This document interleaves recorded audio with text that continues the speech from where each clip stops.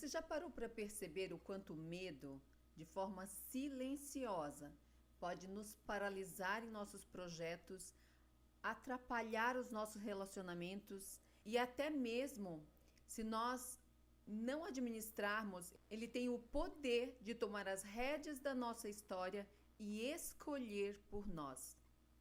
Pense bem, na pressa de preencher um vazio, na ansiedade de não ficar sozinha, no pavor de falhar mais uma vez e escolher a pessoa errada, quem é que está no controle das suas decisões? É a sua sabedoria, a sua fé ou o seu medo?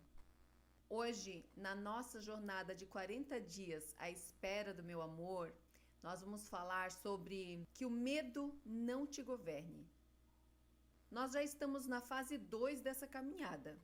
E se você tem acompanhado os passos anteriores, você sabe que a nossa jornada acontece eu, ele, nós e o propósito.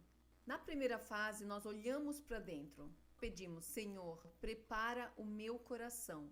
Agora, nós estamos olhando na direção dele. Mas preste muita atenção. Orar por ele não é criar uma lista de supermercado, homem perfeito que você idealizou. Orar por ele é um ato profundo de generosidade. É desejar e interceder a ele para que ele receba a mesma porção, a mesma cura, a mesma libertação e o mesmo amadurecimento que você buscou a si mesma. E hoje a nossa intercessão por ele é para que as prisões invisíveis do medo não aprisionem ele, não governem a vida dele, consequentemente não governem o futuro de vocês. Fique comigo até o final desse vídeo, porque hoje nós vamos desatar os nós emocionais e espirituais profundos. Se você ainda não se inscreveu no canal, aproveite esse momento, deixe seu like e prepare seu coração para o que Deus vai falar com você hoje. Para começarmos a orar contra o medo, nós precisamos primeiro entender o que ele é. O medo não tem um sentimento único. Ele se manifesta de duas maneiras muito diferentes na nossa vida. A primeira forma é a que chamamos de medo real. O medo real é um mecanismo de defesa, é uma proteção biológica que Deus colocou em nós para nos livrar de perigos concretos e físicos. Se você vê um perigo real imediato, o medo real faz o teu corpo reagir para te salvar. Esse medo nos protege, mas existe um segundo tipo, que é o grande vilão das nossas relações, o medo irreal. O medo irreal não nasce de uma ameaça física no presente. Ele nasce no âmago de uma alma que foi ferida no passado. Ele se alimenta de traumas, de rejeições, de abusos ou de abandonos. Nós ou o outro vivemos na infância e na adolescência. E o que esse medo irreal faz? Ele cria fantasias e ameaças na nossa mente. É esse medo que fica sussurrando no seu ouvido. O que as pessoas vão pensar de mim se eu falhar? E se descobrirem quem eu realmente sou e me rejeitarem? Se entregar e for abandonada de novo? Minha amiga valorosa, o grande perigo do medo irreal é que ele quer te governar. E quando o medo assume o governo, nós entramos no que a jornada chama de tempo de morte. O tempo de morte é aquele estado interno onde nós ficamos paralisadas, onde a visão da realidade fica embaçada e nós passamos a viver apenas para nos defender. Quando o medo governa a sua vida ou a vida dele, a confiança no tempo e no agir de Deus enfraquece. Nós paramos de agir por amor e passamos a reagir por dor. Nós nos tornamos reativos, controladores, desconfiados. E uma relação construída na base do medo não gera conexão. Gera uma muralha de autoproteção onde ninguém consegue entrar. Há um ensinamento muito profundo na visão sistêmica que diz o seguinte: todo medo se concentra no futuro, assim como todo lamento se reside no passado. Pense nisso por um instante. No momento presente, no exato agora, nós estamos seguras. No presente, não há medo.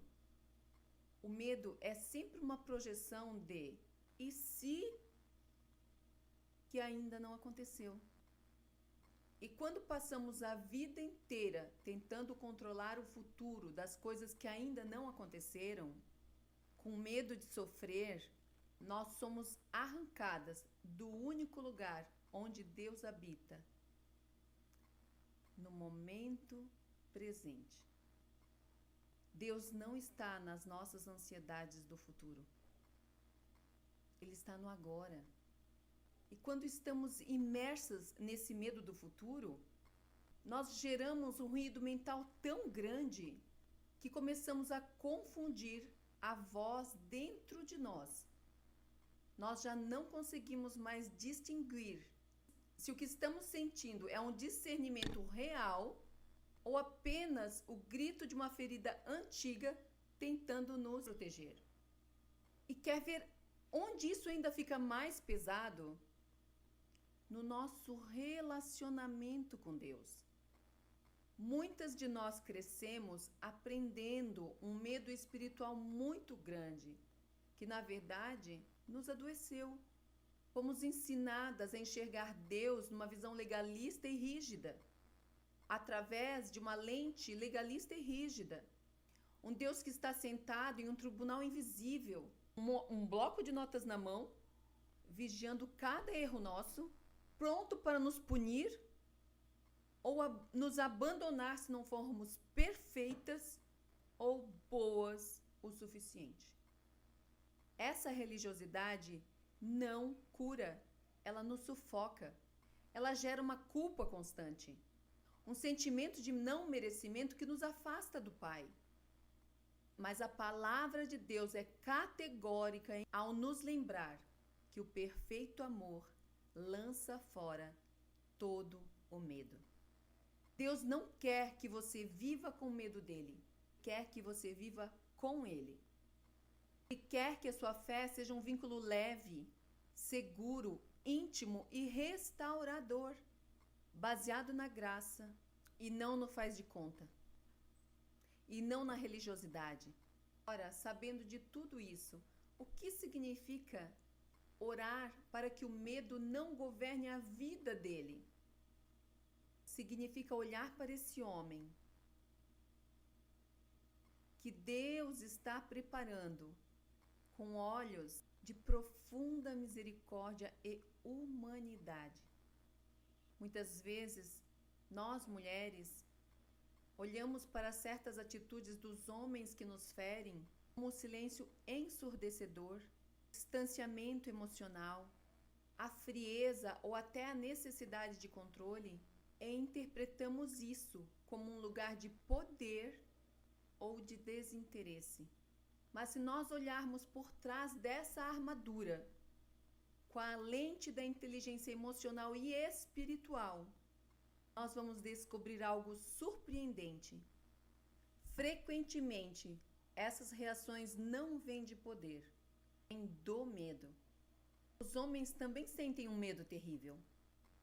Durante muitos anos, eu tinha a impressão de que o homem ele estava querendo colocar um poder em cima de mim ou um desinteresse sobre mim, e muitas vezes era apenas medo. Os homens também sentem um medo terrível. Eles carregam medos silenciosos desde a infância. Homem não pode chorar. Homem é uma ameaça. Medo de não serem fortes o suficiente. Medo de falharem como provedores. Medo de serem rejeitados. De serem expostos em suas fraquezas. Não saberem como amar. Muitos deles cresceram sem validação emocional, sem afeto, precisando esconder as suas falhas, precisando esconder as suas lágrimas para parecerem fortes. E quando um homem não cura esse medo, ele se protege atrás da frieza, ele se esconde. Nossa oração nesse dia 13 é uma intercessão de cura. Nós vamos orar para que Deus alcance os medos mais profundos e ocultos da alma dele.